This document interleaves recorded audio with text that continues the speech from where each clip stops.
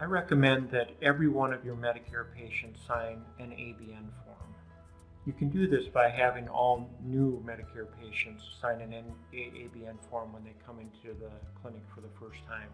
Or if they're coming to the clinic later on, make sure that they sign the ABN form at least once a year.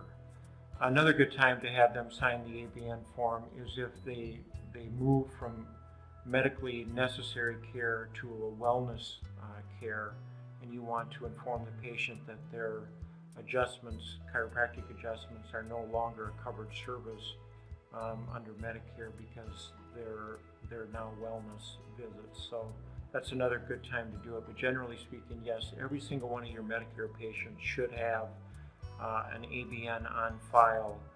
And ABN designates an advanced beneficiary notice.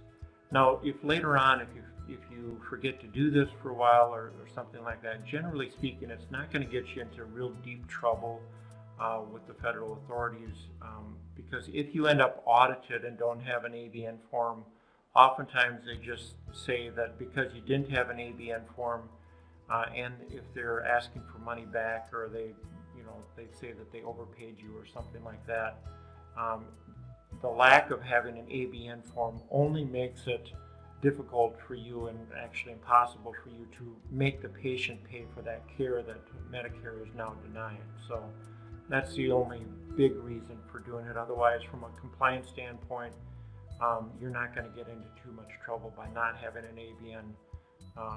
But however, I do recommend that you do it anyway, just as a course of action. It's a good thing to let your patients know what's going to be covered and what's not going to be covered when they come in for their chiropractic treatment.